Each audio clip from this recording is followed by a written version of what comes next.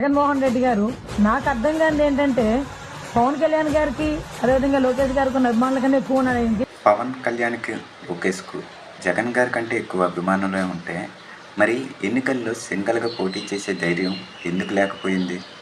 ఎందుకంటే నారా లోకేష్ పవన్ కళ్యాణ్ జనాల్లోకి వస్తే కనీసం పట్టించుకునే నాదుడు ఉన్నాడు. అదే మన జగన్మోహన్ రెడ్డి గారు బయటకు వస్తే వచ్చే జనసంద్రం ఎలాంటిదో అందరికీ తెలుసు. మన హోంమంత్రి గారికి జగన్ గారి ఫాలోయింగ్ గురించి అర్థమైతే మనం ఆశ్చర్యపోవాలి, కానీ అర్థం కాలేదంటే ఆశ్చర్యపోవాల్సిన పనే లేదు. అయినా మీరు ఎన్నికల ముందు ఇచ్చిన హామీలేంటి, ఇప్పుడు చేస్తున్న పనులేంటి? కుళ్ళు కుతంత్రాలతో నిండిపోయిన టీడీపీ ప్రభుత్వంలో మీకు హోంమంత్రి పదవి ఇవ్వడంలో ఆశ్చర్యం లేదు. ఎందుకంటే చెప్పింది చేసేవాడిని నాయకుడు అంటారు, కానీ చెప్పి చేయకుండా పైగా చేసేమని అబద్ధాలు చెప్తే వాళ్ళని ఏమనాలి? మా కర్మ కాకపోతే మీలాంటి వారు హోంమంత్రి కావడం ఏంటి? జగన్మోహన్ రెడ్డి గారిని తిట్టిన వారికల్లా పెద్ద పెద్ద పదవులు కట్టడమేనా మీ ప్రభుత్వ లక్ష్యం? మీరా నాయకులు? ఆంధ్రప్రదేశ్కి ఎలాంటి దౌర్భాగ్యం పట్టింది?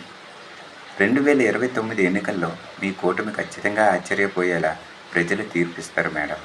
Wait and see.